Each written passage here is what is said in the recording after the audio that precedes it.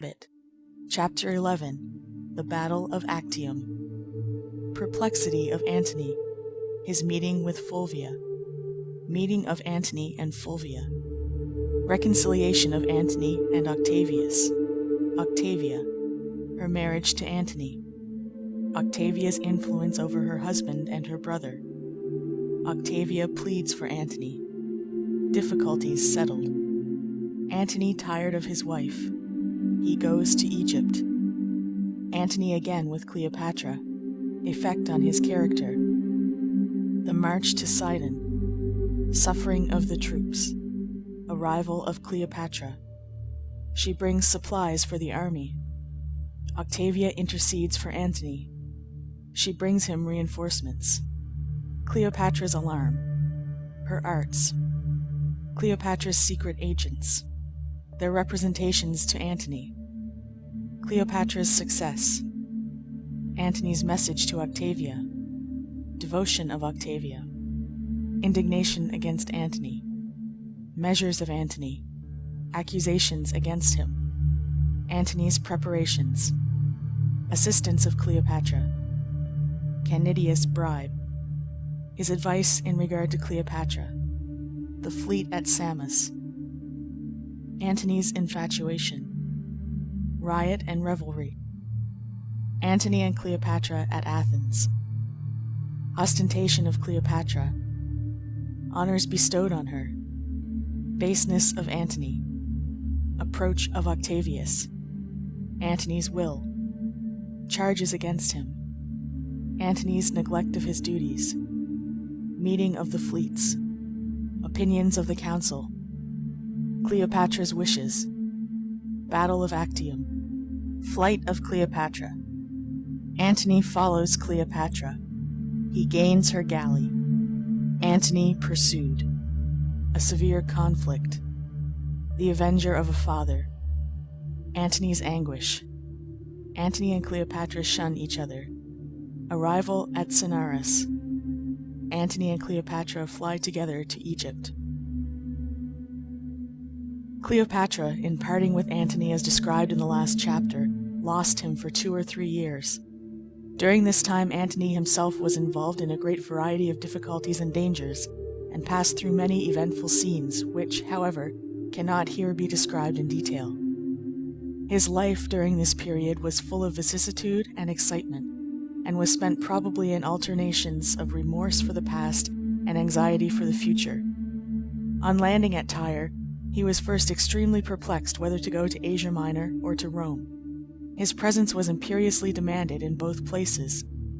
The war which Fulvia had fomented was caused in part by the rivalry of Octavius and the collision of his interests with those of her husband. Antony was very angry with her for having managed his affairs in such a way as to bring about a war. After a time, Antony and Fulvia met at Athens. Fulvia had retreated to that city and was very seriously sick there, either from bodily disease or from the influence of long-continued anxiety, vexation, and distress. They had a stormy meeting. Neither party was disposed to exercise any mercy toward the other. Antony left his wife rudely and roughly, after loading her with reproaches. A short time afterward, she sank down in sorrow to the grave. The death of Fulvia was an event which proved to be of advantage to Antony. It opened the way to a reconciliation between him and Octavius. Fulvia had been extremely active in opposing Octavius's designs and in organizing plans for resisting him. He felt, therefore, a special hostility against her, and through her against Antony. Now, however, that she was dead, the way seemed to be in some sense opened for a reconciliation. Octavius had a sister, Octavia, who had been the wife of a Roman general named Marcellus. She was a very beautiful and a very accomplished woman, and of a spirit very different from that of Fulvia. She was gentle, affectionate, and kind, a lover of peace and harmony, and not at all disposed, like Fulvia, to assert and maintain her influence over others by an overbearing and violent demeanor. Octavia's husband died about this time, and in the course of the movements and negotiations between Antony and Octavius, the plan was proposed of a marriage between Antony and Octavia, which, it was thought, would ratify and confirm the reconciliation. This proposal was finally agreed upon, Antony was glad to find so easy a mode of settling his difficulties. The people of Rome, too, and the authorities there, knowing that the peace of the world depended upon the terms on which these two men stood with regard to each other, were extremely desirous that this arrangement should be carried into effect. There was a law of the Commonwealth forbidding the marriage of a widow within a specified period after the death of her husband. That period had not, in Octavia's case, yet expired.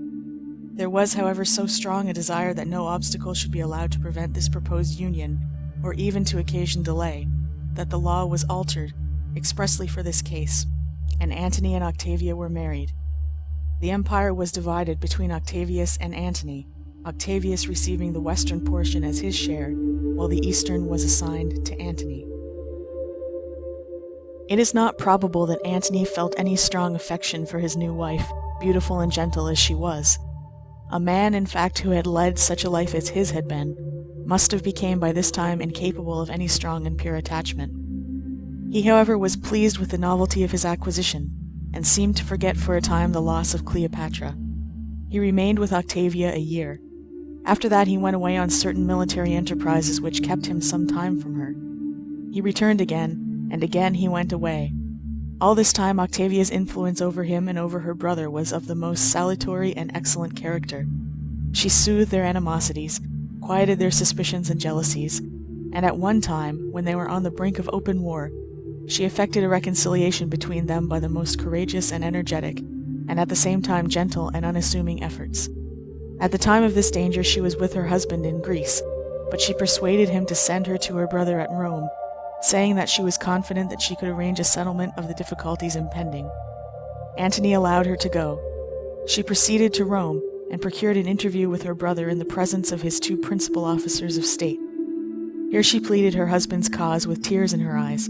She defended his conduct, explained what seemed to be against him, and entreated her brother not to take such a course as should cast her down from being the happiest of women to being the most miserable.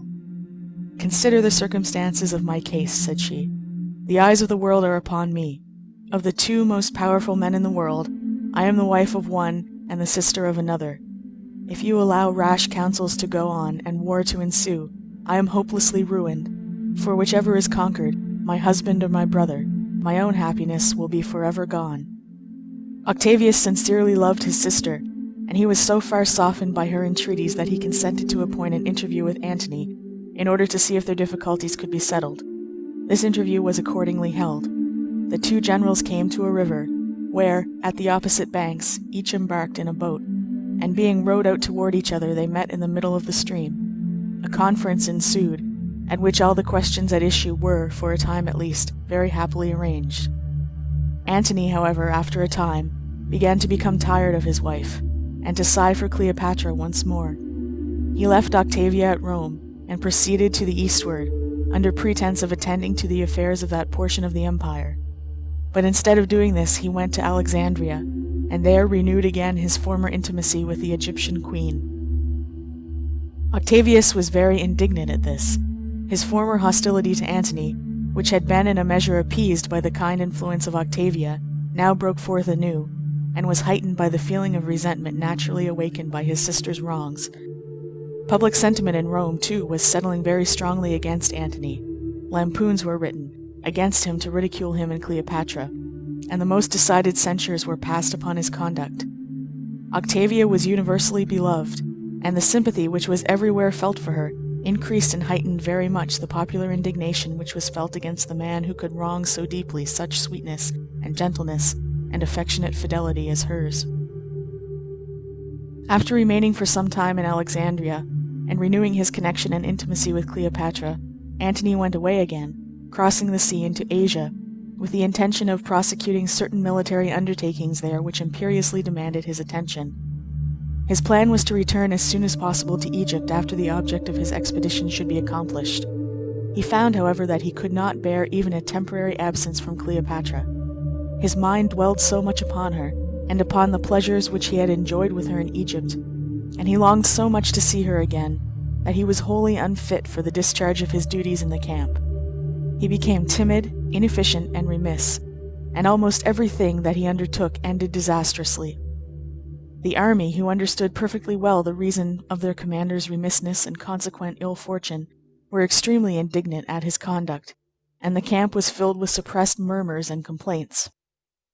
Antony, however, like other persons in his situation, was blind to all these indications of dissatisfaction. Probably he would have disregarded them if he had observed them. At length, finding that he could bear his absence from his mistress no longer, he set out to march across the country, in the depth of the winter, to the seashore, to a point where he had sent for Cleopatra to come to join him. The army endured incredible hardships and exposures in this march. When Antony had once commenced the journey, he was so impatient to get forward that he compelled his troops to advance with a rapidity greater than their strength would bear. They were, besides, not provided with proper tents or with proper supplies of provisions. They were often obliged, therefore, after a long and fatiguing march during the day, to bivouac at night in the open air among the mountains, with scanty means of appeasing their hunger, and very little shelter from the cold rain or from the storms of driving snow. 8,000 men died on this march, from cold, fatigue, and exposure, a greater sacrifice perhaps than had ever been made before to the mere ardor and impatience of a lover. When Antony reached the shore, he advanced to a certain seaport near Sidon, where Cleopatra was to land. At the time of his arrival, but a very small part of his army was left, and the few men that survived were in a miserably destitute condition. Antony's eagerness to see Cleopatra became more and more excited as the time drew nigh. She did not come so soon as he had expected, and during the delay he seemed to pine away under the influence of love and sorrow. He was silent, absent-minded, and sad. He had no thoughts for anything but the coming of Cleopatra, and felt no interest in any other plans. He watched for her incessantly, and would sometimes leave his place at the table in the midst of the supper, and go down alone to the shore, where he would stand gazing out upon the sea and saying mournfully to himself, "Why does she not come?" The animosity and the ridicule which these things awakened against him on the part of the army were extreme, but he was so utterly infatuated that he disregarded all the manifestations of public sentiment around him, and continued to allow his mind to be wholly engrossed with the single idea of Cleopatra's coming. She arrived at last. She brought a great supply of clothes and other necessaries for the use of Antony's army, so that her coming not only gratified his love, but afforded him, also, a very essential relief in respect to the military difficulties in which he was involved. After some time spent in the enjoyment of the pleasure which being thus reunited to Cleopatra afforded him, Antony began to think of the affairs of his government, which every month more and more imperiously demanded his attention. He began to receive urgent calls from various quarters, rousing him to action. In the meantime, Octavia, who had been all this while waiting in distress and anxiety at Rome, hearing continually the most gloomy accounts of her husband's affairs, and the most humiliating tidings in respect to his infatuated devotion to Cleopatra, resolved to make one more effort to save him. She interceded with her brother to allow her to raise troops and to collect supplies, and then proceed to the eastward to reinforce him. Octavius consented to this. He in fact assisted Octavia in making her preparations. It is said, however, that he was influenced in this plan by his confident belief that this noble attempt of his sister to reclaim her husband would fail, and that by the failure of it, Antony would be put in the wrong, in the estimation of the Roman people, more absolutely and hopelessly than ever, and that the way would thus be prepared for his complete and final destruction. Octavia was rejoiced to obtain her brother's aid to her undertaking, whatever the motive might be which induced him to afford it. She accordingly levied a considerable body of troops, raised a large sum of money, provided clothes and tents and military stores for the army, and when all was ready she left Italy and put to sea, having previously dispatched a messenger to her husband to inform him that she was coming. Cleopatra began now to be afraid that she was to lose Antony again, and she at once began to resort to the usual artifices employed in such cases in order to retain her power over him. She said nothing, but assumed the appearance of one pining under the influence of some secret suffering or sorrow. She contrived to be often surprised in tears. In such cases she would hastily brush her tears away, and assume a countenance of smiles and good humor, as if making every effort to be happy, though really oppressed with a heavy burden of anxiety and grief. When Antony was near her, she would seem overjoyed at his presence, and gaze upon him with an expression of the most devoted fondness. When absent from him, she spent her time alone, always silent and dejected, and often in tears, and she took care that the secret sorrows and sufferings that she endured should be duly made known to Antony, and that he should understand that they were all occasioned by her love for him, and by the danger which she apprehended that he was about to leave her. The friends and secret agents of Cleopatra who reported these things to Antony made, moreover, direct representations to him, for the purpose of inclining his mind in her favor. They had, in fact, the astonishing audacity to argue that Cleopatra's claims upon Antony for a continuance of his love were paramount to those of Octavia. She, that is, Octavia, had been his wife, they said, only for a very short time. Cleopatra had been most devotedly attached to him for many years. Octavia was married to him, they alleged, not under the impulse of love, but from political considerations alone, to please her brother, and to ratify and confirm a political league made with him. Cleopatra, on the other hand, had given herself up to him in the most absolute and unconditional manner, under the influence solely of a personal affection, which she could not control. She had surrendered and sacrificed everything to him. For him she had lost her good name, alienated the affections of her subjects, made herself the object of reproach and censure to all mankind, and now she had left her native land to come and join him in his adverse fortunes. Considering how much she had done and suffered and sacrificed for his sake, it would be extreme and unjustifiable cruelty in him to forsake her now. She never would survive such an abandonment. Her whole soul was so wrapped up in him that she would pine away and die if he were now to forsake her. Antony was distressed and agitated beyond measure by the entanglements in which he found that he was involved. His duty, his inclination perhaps, certainly his ambition, and every dictate of prudence and policy required that he should break away from these snares at once and go to meet Octavia. But the spell that bound him was too mighty to be dissolved. He yielded to Cleopatra's sorrows and tears. He dispatched a messenger to Octavia, who had by this time reached Athens in Greece, directing her not to come any farther. Octavia, who seemed incapable of resentment or anger against her husband, sent back to ask what she should do with the troops and money and the military stores which she was bringing. Antony directed her to leave them in Greece. Octavia did so, and mournfully returned to her home. As soon as she arrived at Rome, Octavius, her brother, whose indignation was now thoroughly aroused at the baseness of Antony, sent to his sister to say that she must leave Antony's house and come to him. A proper self-respect, he said, forbade her remaining any longer under the roof of such a man. Octavia replied that she would not leave her husband's house. That house was her post of duty, whatever her husband might do, and there she would remain. She accordingly retired within the precincts of her old home, and devoted herself in patient and uncomplaining sorrow to the care of the family and the children. Among these children was one young son of Antony's, born during his marriage with her predecessor Fulvia. In the meantime, while Octavia was thus faithfully, though mournfully fulfilling her duties as wife and mother, in her husband's house at Rome, Antony himself had gone with Cleopatra to Alexandria, and was abandoning himself once more to a life of guilty pleasure there. The greatness of mind which this beautiful and devoted wife thus displayed attracted the admiration of all mankind. It produced, however, one other effect, which Octavia must have greatly deprecated.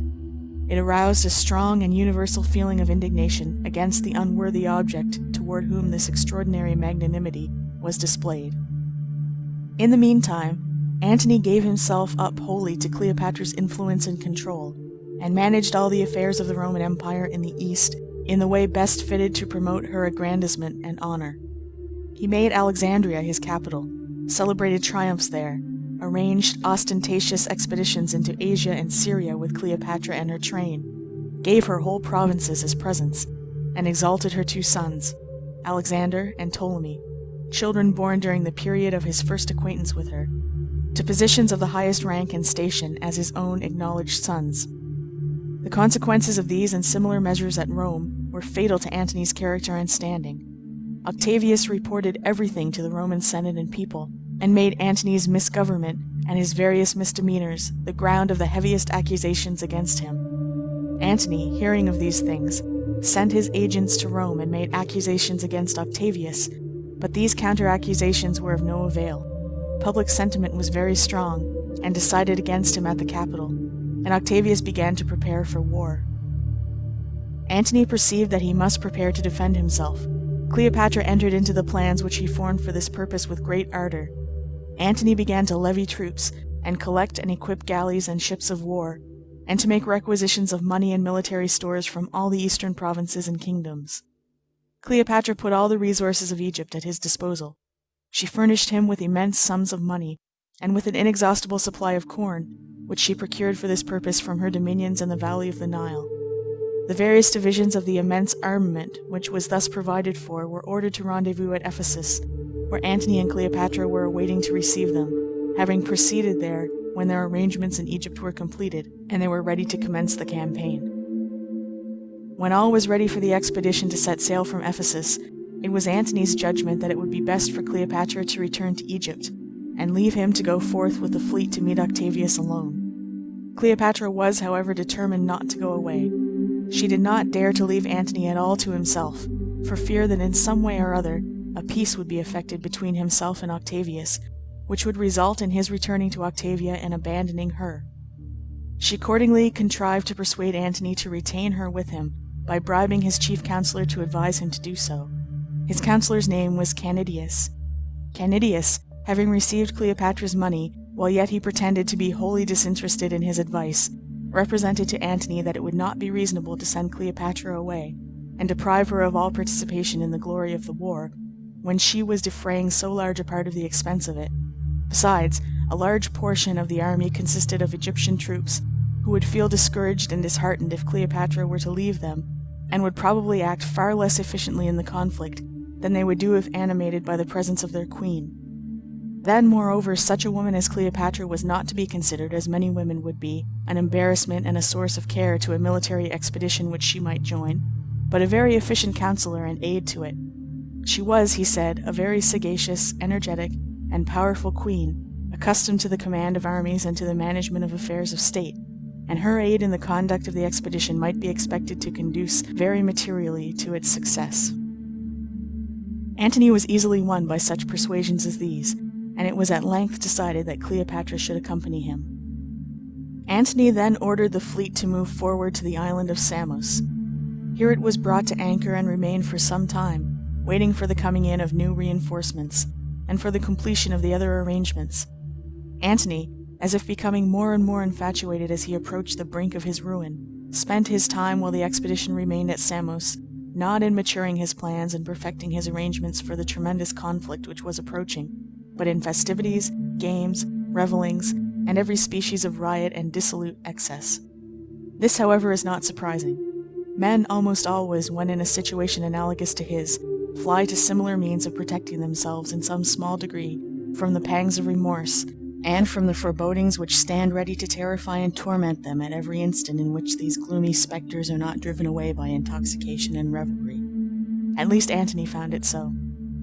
Accordingly, an immense company of players, tumblers, fools, jesters, and mountebanks were ordered to assemble at Samos, and to devote themselves with all zeal to the amusement of Antony's court. The island was one universal scene of riot and revelry.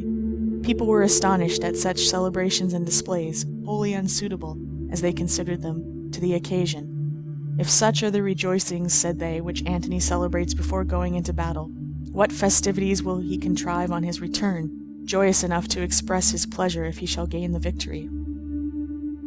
After a time, Antony and Cleopatra, with a magnificent train of attendants, left Samos, and, passing across the Aegean Sea, landed in Greece and advanced to Athens, while the fleet, proceeding westward from Samos, passed around Taenarus, the southern promontory of Greece, and then moved northward along the western coast of the peninsula.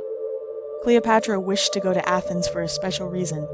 It was there that Octavia had stopped on her journey toward her husband with reinforcements and aid, and while she was there, the people of Athens, pitying her sad condition, and admiring the noble spirit of mind which she displayed in her misfortunes, had paid her great attention, and during her stay among them had bestowed upon her many honors. Cleopatra now wished to go to the same place, and to triumph over her rival there, by making so great a display of her wealth and magnificence, and of her ascendancy over the mind of Antony, as should entirely transcend and outshine the more unassuming pretensions of Octavia.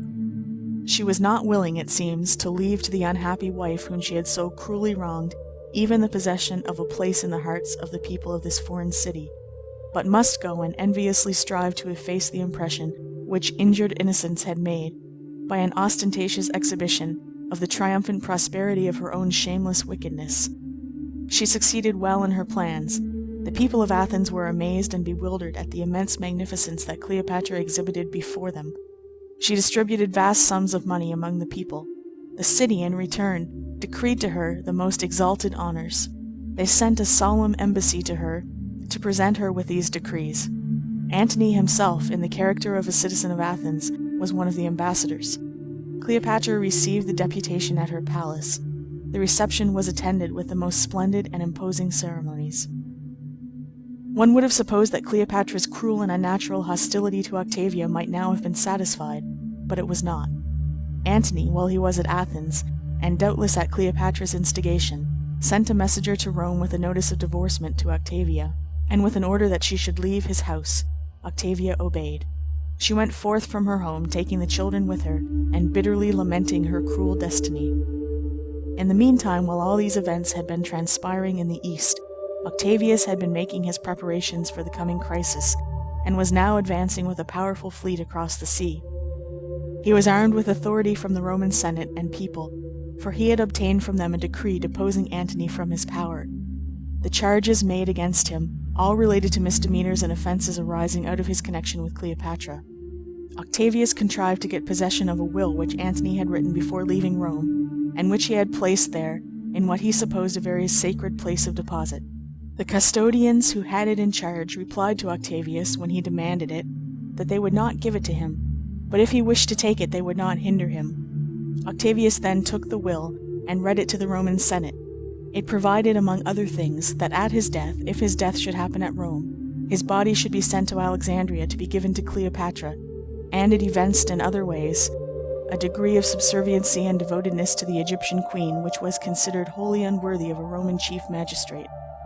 Antony was accused, too, of having plundered cities and provinces to make presents to Cleopatra, of having sent a library of 200,000 volumes to her from Pergamus to replace the one which Julius Caesar had accidentally burned, of having raised her sons, ignoble as their birth was, to high places of trust and power in the Roman government, and of having in many ways compromised the dignity of a Roman officer by his unworthy conduct in reference to her. He used, for example, when presiding at a judicial tribunal, to receive love letters sent him from Cleopatra, and then at once turn off his attention from the proceedings going forward before him to read the letters. These letters, in accordance with the scale of expense and extravagance on which Cleopatra determined that everything relating to herself and Antony should be done, were engraved on tablets made of onyx or crystal or other hard and precious stones. Sometimes he did this when sitting in the chair of state, giving audience to ambassadors and princes. Cleopatra probably sent these letters in at such times under the influence of a wanton disposition to show her power. At one time, as Octavius said in his arguments before the Roman Senate, Antony was hearing a cause of the greatest importance, and during a time in the progress of the cause, when one of the principal orators of the city was addressing him, Cleopatra came passing by, when Antony suddenly arose, and, leaving the court without any ceremony, ran out to follow her. These and 1,000 similar tales exhibited Antony in so odious a light that his friends forsook his cause, and his enemies gained a complete triumph.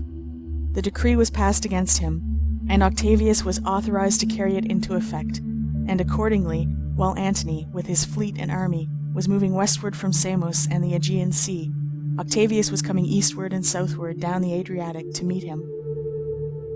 In process of time, after various maneuvers and delays, the two armaments came into the vicinity of each other at a place called Actium, which will be found upon the map on the western coast of Epirus, north of Greece. Both of the commanders had powerful fleets at sea, and both had great armies upon the land. Antony was strongest in land troops, but his fleet was inferior to that of Octavius, and he was himself inclined to remain on the land and fight the principal battle there. But Cleopatra would not consent to this. She urged him to give Octavius battle at sea. The motive which induced her to do this has been supposed to be her wish to provide a more sure way of escape in case of an unfavorable issue to the conflict. She thought that in her galleys she could make sail at once across the sea to Alexandria in case of defeat, whereas she knew not what would become of her if beaten at the head of an army on the land. The ablest counselors and chief officers in the army urged Antony very strongly not to trust himself to the sea. To all their arguments and remonstrances, however, Antony turned a deaf ear. Cleopatra must be allowed to have her way. On the morning of the battle, when the ships were drawn up in array, Cleopatra held the command of a division of 50 or 60 Egyptian vessels, which were all completely manned and well equipped with masts and sails. She took good care to have everything in perfect order for flight, in case flight should prove to be necessary. With these ships she took a station in reserve, and for a time remained there, a quiet witness of the battle.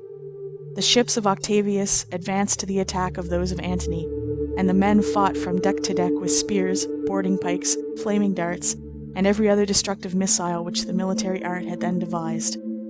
Antony's ships had to contend against great disadvantages. They were not only outnumbered by those of Octavius, but were far surpassed by them in the efficiency with which they were manned and armed. Still, it was a very obstinate conflict. Cleopatra, however, did not wait to see how it was to be finally decided. As Antony's forces did not immediately gain the victory, she soon began to yield to her fears in respect to the result, and finally fell into a panic and resolved to fly. She ordered the oars to be manned and the sails to be hoisted, and then forcing her way through a portion of the fleet that was engaged in the contest, and throwing the vessels into confusion as she passed, she succeeded in getting to sea, and then pressed on under full sail down the coast to the southward. Antony, as soon as he perceived that she was going, abandoning every other thought, and impelled by his insane devotedness to her, hastily called up a galley of 5 banks of oarsmen to pull with all their force after Cleopatra's flying squadron. Cleopatra, looking back from the deck of her vessel, saw this swift galley pressing on toward her. She raised a signal at the stern of the vessel which she was in, that Antony might know for which of the 50 flying ships he was to steer. Guided by the signal, Antony came up to the vessel, and the sailors hoisted him up the side and helped him in. Cleopatra had, however, disappeared. Overcome with shame and confusion, she did not dare, it seems, to meet the look of the wretched victim of her arts, whom she had now irretrievably ruined. Antony did not seek her.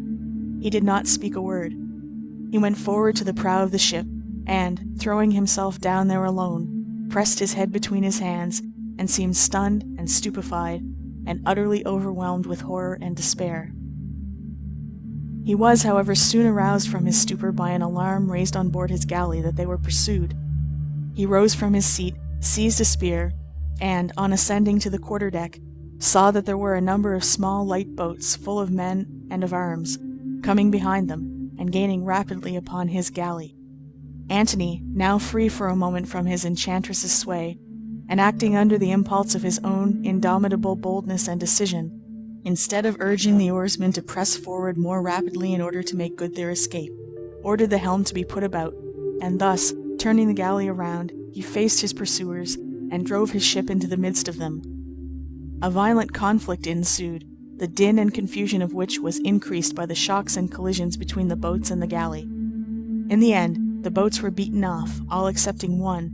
That one kept still hovering near, and the commander of it, who stood upon the deck, poising his spear with an aim at Antony and seeking eagerly an opportunity to throw it, seemed by his attitude and the expression of his countenance to be animated by some peculiarly bitter feeling of hostility and hate.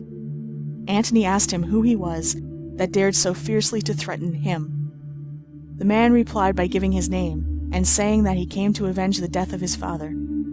It proved that he was the son of a man whom Antony had at a previous time, on some account or other, caused to be beheaded.